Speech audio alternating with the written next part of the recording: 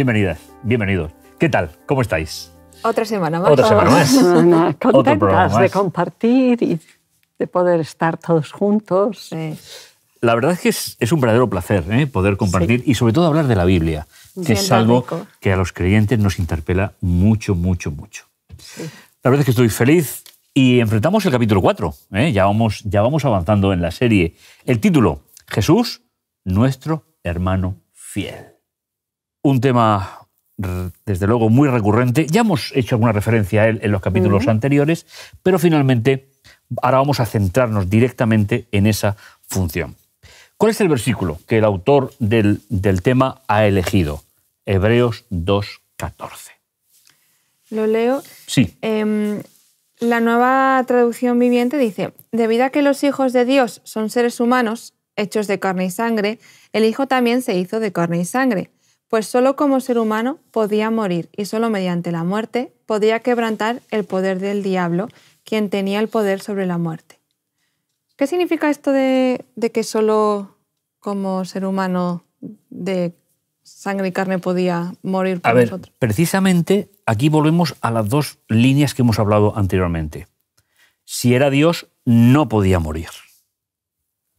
Al hacerse ser humano, entonces está en esa limitación. Es otro de los argumentos bíblicos para que antes de la encarnación era Dios en toda su dimensión. Por lo tanto, tiene que no descender, porque Él descendió del cielo a la tierra para que nosotros pasemos de la tierra al cielo. Es un movimiento de ascenso y de descenso. Por lo tanto, por cierto, la traducción me gusta, en lo del ser humano, y Pablo acierta en la idea. Es decir, como Dios no podía morir, porque Dios no muere, tiene que limitarse a una experiencia como ser humano, me gusta muchísimo esa idea, o como hijo de hombre, que también sería una buena traducción. ¿Por qué? Pues para pasar por donde nosotros pasamos. Así que, como Dios no podía morir. Y tiene que ver con el concepto bíblico del el pariente redentor o vengador. Goel. A ver, efectivamente, lo que pasa es que en la época de Jesús el concepto de Goel estaba muy perdido. Se perdió en los primeros momentos de la historia de Israel. Es verdad que aparece en el libro de Ruth, es donde aparece con mayor eso, y también aparece en el libro de Job, que sería el primero. Pero en la época de Jesús no estaba ya tan claro en la interpretación bíblica el concepto de Goel, de garante. Pero bueno, en cierto modo, para Dios como autor de la Biblia a través del Espíritu, ese concepto estaba totalmente. Y es fundamental en el concepto de juicio bíblico, juicio hebreo, que es la aceptación del garante de lo que yo no puedo resolver, él lo resuelve. Entonces, esa es la gran idea de esa idea que tenemos en el tema de hoy. Pero de luego a mí me ha encantado cuando has hablado de que se hizo ser humano. ¿Por qué? Porque como Dios no era posible que muriera. Muy bien, pues gracias por la lectura. Hacer una pequeña síntesis. Hebreos 2 nos habla sobre Jesús al referirse a los hijos de los seres humanos como hermanos, eso ya lo hemos visto. En segundo lugar, en el Hebreos 1 nos dice el Padre declara la soberanía del Hijo. En Hebreos 2 el Hijo manifiesta la fidelidad de Dios. Es decir, ¿veis? Es ese movimiento de ascenso y descenso que la deidad hizo. ¿Para qué? No para que hubiese un ser humano más, no para que hubiese un muerto más. Eso ya estábamos acostumbrados desde Abel, sino para que nosotros lleguemos a la eternidad.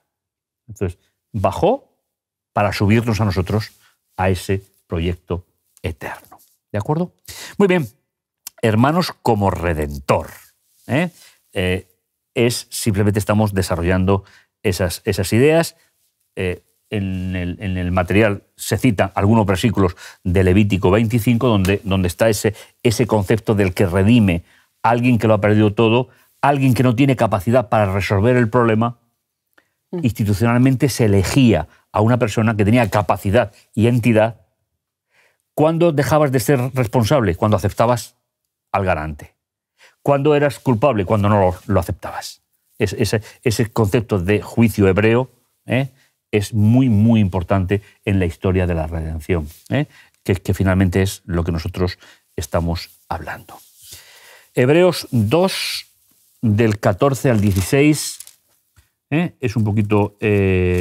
simplemente voy a plantear el versículo 14. Rosa Blanca, ¿podrías leerlo, por favor? Sí. 2, 14.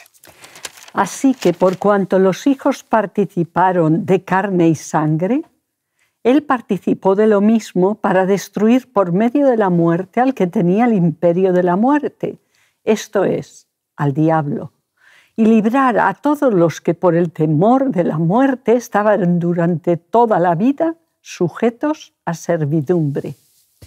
La clarividencia de Pablo es genial. Es genial. Él era un hombre con una preparación muy especial y sabe desarrollar muy bien todas estas ideas.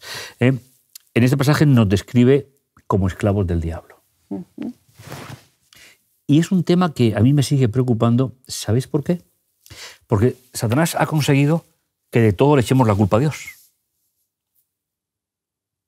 Y hay una resignación innata en el creyente frente a asumir que Dios hace esto o hace lo otro o hace lo demás allá, que finalmente será uno de los temas que vamos a desarrollar en el capítulo de hoy. Sin embargo, Pablo identifica, no sé cómo lo veis, pero identifica como el autor de todo el problema al diablo, es decir, al malo.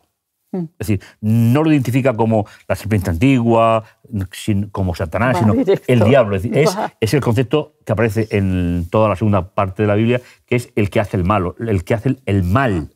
Esa es un poquito la idea. Pues bien, no se avergüenza de llamarnos hermanos. Pues un poco la comparación que hace Pablo, ¿no? de Jesús con Moisés, y un poco el descenso que tiene Moisés, ¿no? Siendo llamado hijo de la hija de Faraón, que sabemos que Faraón estaba planeando nombrarlo su sucesor, que era uno de los héroes del ejército de aquel entonces. Así es. Desde ese alto cargo, él llega a un momento en el que ve un conflicto entre hermanos suyos, entre israelitas, y decide identificarse y meterse dentro, ¿no? Y posteriormente se identifica al 100% con ese pueblo hasta el punto en que le dice a Dios, dice, no, con ellos o sin mí. Estoy cansado. y un poco la figura que utiliza en Moisés Pablo para explicar lo que Jesús hizo por nosotros también, ¿no? Como siendo Dios mismo, como siendo gobernante y rey del universo, decide dejar esa condición para no solo simpatizar, sino empatizar con nosotros, para meterse en nuestras propias carnes, para coger nuestras luchas y vencer allí donde nosotros no podíamos, ¿no? Y en este contexto, en el que Jesús no se avergüenza de dejar tan altos honores y arrastrarse tan bajo por amor a nosotros, si leemos en Hebreos 13, del 12 en adelante, nos hace una advertencia, ¿no? Dice, de igual manera, Jesús sufrió y murió fuera de las puertas de la ciudad para hacer santo a su pueblo mediante su propia sangre. Entonces salgamos al encuentro de Jesús fuera del campamento y llevemos la deshonra que Él llevó, pues este mundo no es nuestro hogar permanente. Esperamos el hogar futuro.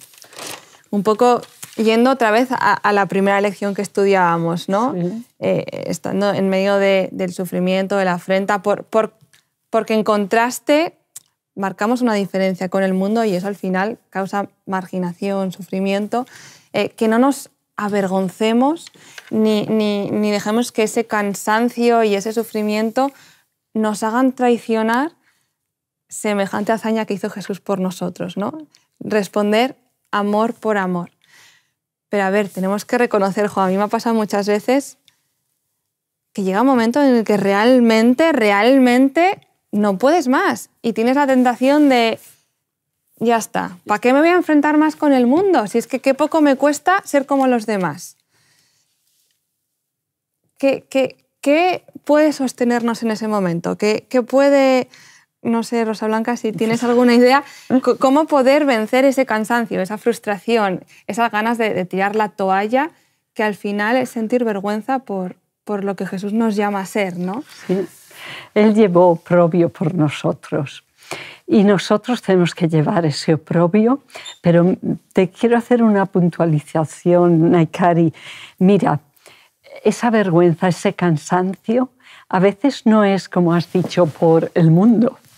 A veces ese cansancio es como con Jesús. ¿Quién persiguió más a Jesús? ¿Quién estuvo detrás de él continuamente? ¿Fueron los romanos? ¿Fueron los samaritanos? Fue su propio pueblo. Y nosotros tenemos que estar preparados para ser perseguidos por nuestro propio pueblo en alguna medida. Yo recuerdo en alguna ocasión, por ejemplo, yendo de campamento, que me tenía que meter dentro del saco con una linterna para leer la Biblia, porque si no era la risa de todo el grupo que estaba en mi misma tienda de campaña.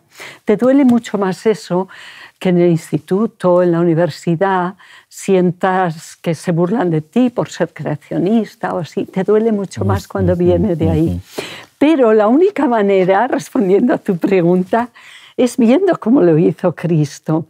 Y Él se aferró por la fe de las promesas de su Padre. Cuando tú tienes claro el propósito de tu vida, tienes claro los objetivos, eso te ayuda. Jesús se aferró y dijo, no voy a hacer mi voluntad, voy a hacer la voluntad de mi Padre, y te da una fuerza. Es el fundamento sobre la roca. Estás fundado sobre la roca. No sé si he respondido a tu pregunta, pero quizás quieres añadir algo. Es decir, que Pablo. no sé si me lo pregunta ella a mí, no lo sé, es decir, que sería no sé. Interesante, ¿no? A ver, una persona se avergüenza cuando los objetivos no los tiene claros. Todos hemos pasado situaciones en las cuales nos hemos sentido mal y situaciones en las que nos hemos sentido bien. ¿Cuál es la diferencia? ¿Quién nos acusa o quién se ríe de nosotros? No. No. Es decir, a mí en alguna ocasión me dijeron, oye, tú que no pareces muy tonto, ¿de verdad que crees en la Biblia? Es decir, eso me lo han dicho a mí, ¿no? Sí. O como tú hablabas de la creación o tal.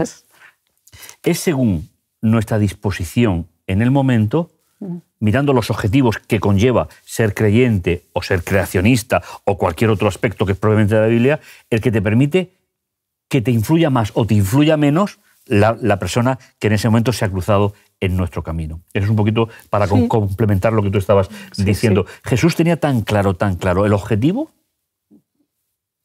que no es que no sufriera. Es decir, Jesús lloró. Jesús sudó sangre.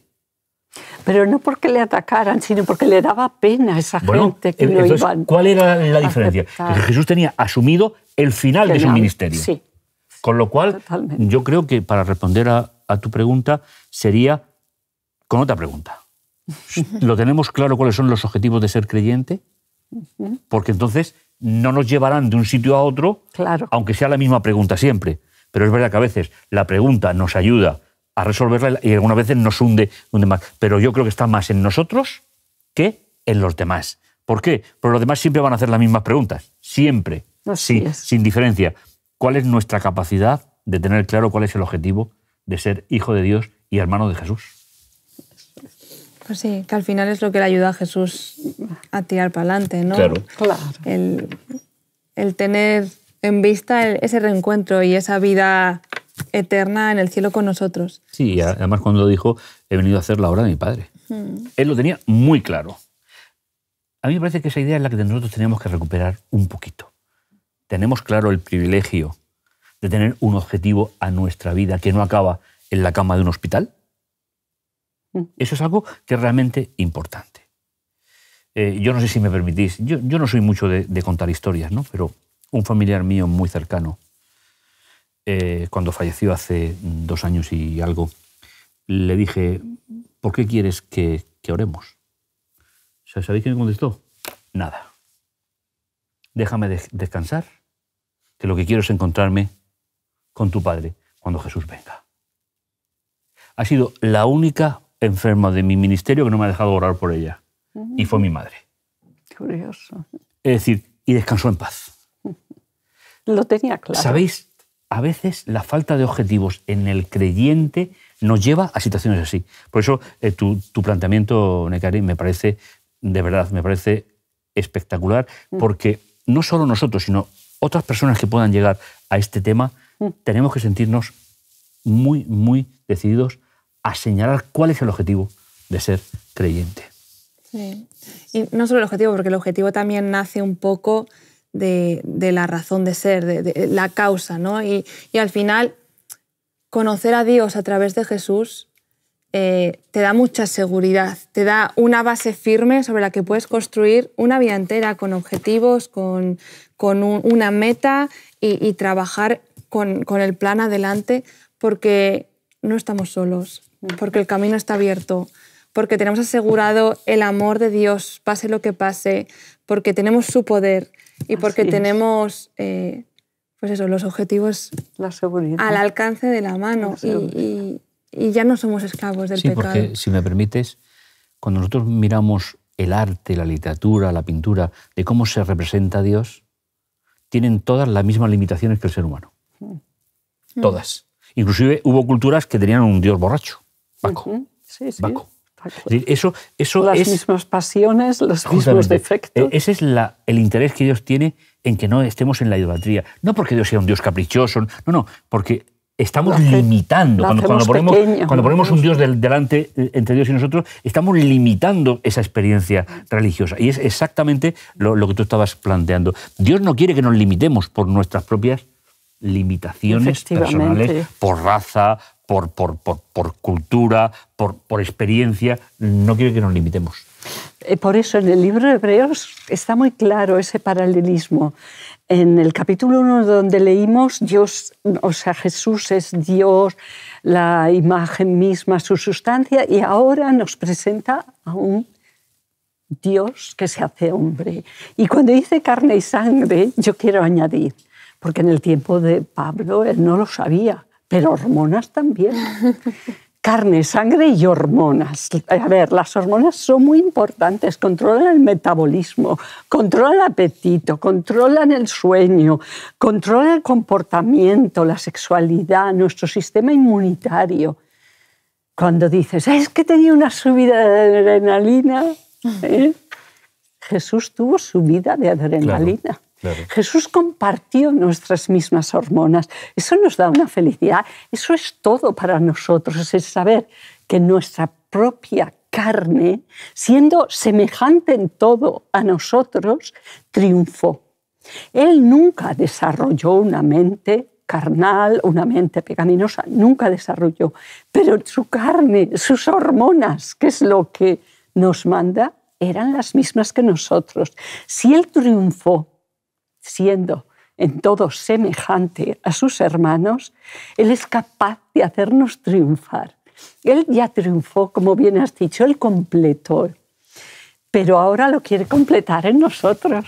Cristo en nosotros, la esperanza de gloria. Lo quiere hacer en nosotros, en esta misma naturaleza.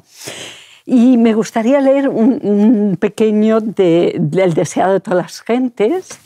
En la página 99, un pequeño párrafo, dice, ni siquiera por un pensamiento cedió a la tentación. Así también nosotros podemos hacerlo. La humanidad de Cristo estaba unida con la divinidad. Fue hecho idóneo para el conflicto mediante la permanencia del Espíritu Santo en él. Y él vino para hacernos participantes de la naturaleza divina. No solo es que él era divino y humano, vino para hacernos participantes de la naturaleza divina. Mientras estemos unidos con Él por la fe, el pecado no tendrá dominio sobre nosotros. Es tan grande, es tan maravilloso que dices, Señor, me lo creo y hazlo, porque yo por mí misma no. Pero Él lo ha prometido. A mí me gustaría plantearte, ya que tú estás desarrollando este tema, a mí me gustaría plantearte una pregunta que yo me la hacía. Es decir, ¿en qué es diferente Jesús a nosotros? Y el autor dice, en que no fue ensobrecido por el pecado. ¿Cómo podemos entender nosotros eso desde el punto de vista del momento en el que vivimos, de la humanidad que compartimos, ese genoma del cual Dios creó, que ese sería el término hebreo para el tema de la creación. Es decir, ¿cuál sería exactamente el concepto que nos ayudaría a comprender a los que estamos contigo? Es decir, esa diferencia. Era ser humano como nosotros, pero hay algo que lo hace superior a nosotros y que finalmente va en beneficio nuestro. ¿Cómo lo verías? Pues bueno, yo vería que nosotros, cuando nacemos de nuevo, somos en todo como Él. Pero antes de nacer de nuevo, nosotros hemos desarrollado una mente pecaminosa, con lo cual, ahí, al haber desarrollado, no podemos decir como Cristo, viene Satanás y no tiene a qué aferrarse, no tiene nada en mí. Nosotros hemos vivido anteriormente al nuevo nacimiento unas situaciones que nos han limitado. Ahora bien, también es verdad que cuando yo nazco de nuevo, muero. ¿Qué muero? Muero al viejo hombre. Eso no tiene que limitarnos de tal manera que nos aferremos a ello diciendo es que anteriormente yo... No, yo he muerto y he nacido con Cristo. Y cuando nazco con Cristo, si el Espíritu Santo está en nosotros, la imagen de Jesús se irá formando en nosotros. No es que yo me levante de las aguas bautismales y sea idéntico a Cristo, sino que la perfección cristiana es un camino y Él en nosotros llegará donde tenga que llegar. Él lo sabe. Sí, haciendo hincapié un poco a lo que estás diciendo, hay personas que creen que el bautismo es mágico. Y que cuando sales de las aguas bautismales, pues solo te faltan alitas para salir volando. No. El bautismo es lo que abre el estado de la gracia. Y además es una demostración exterior de algo. De algo. Que va por dentro. Sí. No es más que una demostración exterior. Yo lo vería así. Él es en todo semejante a nosotros. Él nunca desarrolló una mente pecaminosa. Nosotros hemos tenido un antes, pero con Cristo no tenemos que preocuparnos por ese antes. Podemos salir victoriosos, como Elena White dice aquí, del pecado no tendrá dominio sobre nosotros. Amén. Yo no sé cómo, pero amén. Por fe. Por eso de Jesús se dice que es el segundo Adán. Efectivamente. Es decir, Adán y Eva fueron pecadores cuando pecaron. Sí. Antes no. No. Pero nosotros tenemos una naturaleza, entonces por eso es el segundo Adán. Y que esa perfección no se consigue a través del castigo de nuestra naturaleza pecaminosa, sino a través de alimentar nuestra nueva naturaleza, fijando nuestros ojos en Jesús, que es un poco lo que Romanos 7 y 8 va a venir a decirnos, o la promesa de Filipenses 1:6 también, que el que empezó la obra a nosotros será fiel y la terminará, pero es obra suya y es a través de de contemplarlo a Él, a través de centrarnos y enfocarnos, en Él, porque... La lección trae otro texto en Hebreos 2:10 que a veces yo creo que lo hemos malinterpretado en nuestra historia como cristianos, ¿no? Que dice, convenía a Dios que mediante el sufrimiento hiciera a Jesús un líder perfecto, apto para llevarlos a la salvación. Pero a veces nos pensamos que el sufrimiento es lo que nos perfecciona. Y sin embargo, en el ejemplo de Jesús ya era perfecto. Sin embargo, ¿de qué forma se perfeccionó? Pues porque tuvo que pasar por ciertas experiencias que obviamente le trajeron sufrimiento a él, pero no a través de ese sufrimiento se perfeccionó, sino por esas experiencias que él hizo, que él tuvo, llegó a ser la figura capaz de ser nuestro Redentor, nuestro sustituto, nuestro Salvador. Y aquí me estoy refiriendo a la encarnación. Un ser infinito, eterno, como Dios, llegarse a convertir en alguien limitado, como un ser humano, vivir en un mundo de pecado, donde existe el hambre, el dolor, el sueño, las necesidades fisiológicas y la incapacidad muchas veces de satisfacerlas, ¿no? Porque cuando él vino no vino a vivir a un palacio, vino como una persona pobre también. El resistir a las tentaciones del diablo, ese conflicto que se crea en torno, convivir con la humanidad y los problemas relacionales que eso trae. Cuando murió José, me imagino que él también sufriría al ver sufrir a su madre, sus hermanos, los discípulos, todos los enfermos que tenía alrededor. Esa eso también traía sufrimiento a su vida, ¿no? Cargar con el pecado de toda la humanidad, sufrir la muerte eterna. Son sufrimientos que él tuvo que llevar para poder salvarnos a nosotros, sí, por ocupar nuestro lugar, por poder decir, también empatizo contigo, y empatizando y viviendo lo mismo que tú has vivido, te digo que es posible.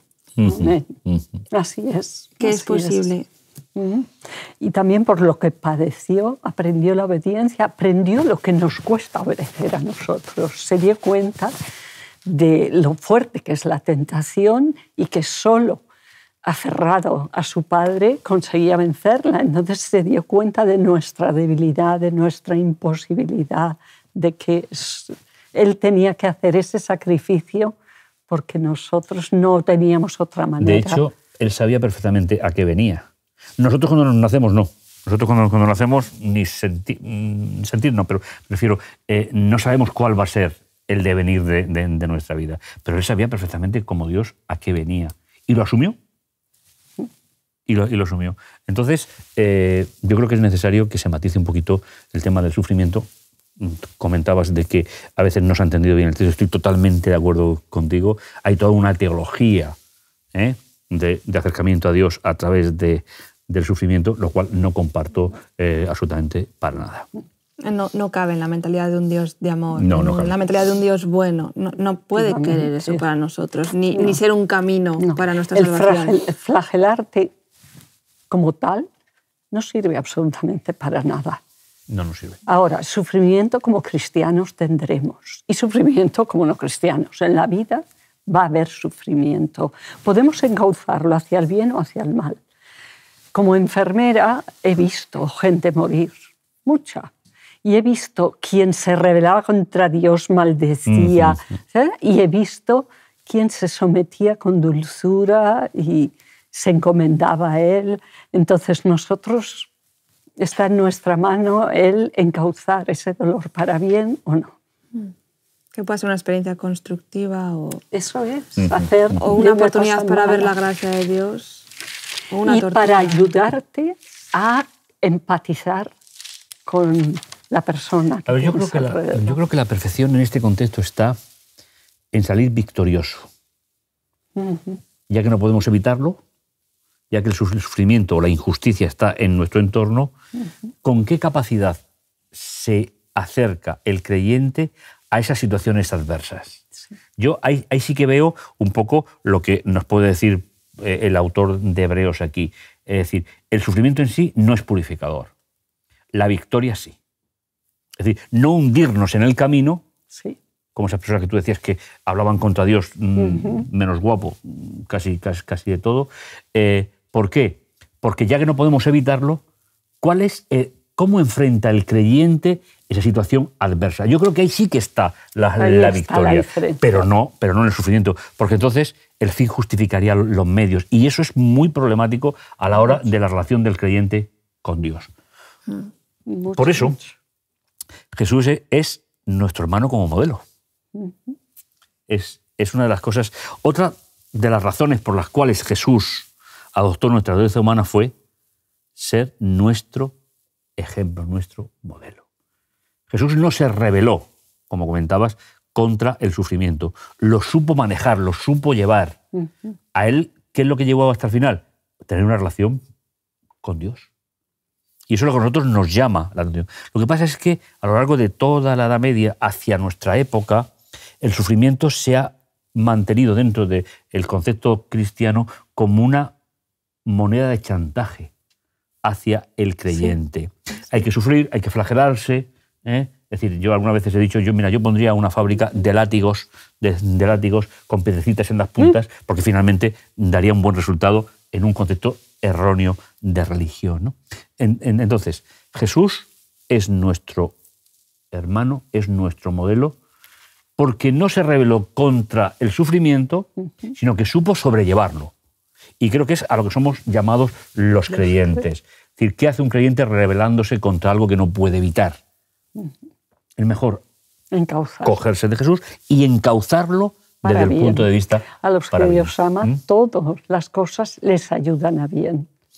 Muy bien, pues para concluir, unas palabras finales. Gary. Fijos los ojos en Jesús, el autor y el consumador de nuestra fe. Nuestra fe. Ha salido muy bien. Rosa Blanca. Pues en todo semejante a nosotros. Ese que era la gloria de Dios y su misma sustancia se hizo en todo semejante a nosotros. Pues yo acabaría con una frase de Hebreos 2:13. He aquí yo y los hijos que Dios me dio. Vamos a orar si os parece. Rosa Blanca, ¿nos acompañas? Con mucho gusto. Querido Padre del cielo, estamos gozosos del privilegio de poder aprender más de este libro de Hebreos, en el que nos enseñas que tu Hijo vino a estar con nosotros. Que tu Espíritu Santo nos dirija al estudiar este tema. En el bendito nombre de Jesús. Amén. Amén. Amén. Pues nos emplazamos para el próximo programa. Ya nos vemos. ¿Seguimos? Ahí está. ¿Seguimos con la Seguimos serie? adelante. Esto se pone cada vez más ¿A interesante. que sí? Bueno, pues nos damos las gracias los tres, Los ya que el programa tres. lo hacemos los tres, y nos emplazamos para el próximo programa. Que el Señor nos bendiga, nos dirija y nos prepare para poder seguir compartiendo este precioso mensaje con aquellas personas que lo necesitan. Nos encontramos en el siguiente programa. ¿De acuerdo? Hasta De entonces. acuerdo. Pues hasta la próxima entonces. semana. Hasta la próxima semana. Te invitamos a tener una experiencia más allá del sábado, convirtiendo tu unidad de acción en una iglesia hogar en donde la Biblia, la oración intercesora, la fraternidad y la testificación sean vuestro estilo de vida. Así experimentaremos un poder renovador en la iglesia y en el cumplimiento de la misión. Suscríbete a nuestro canal de Hot Media para no perderte ninguna escuela sabática viva. Que Dios te bendiga.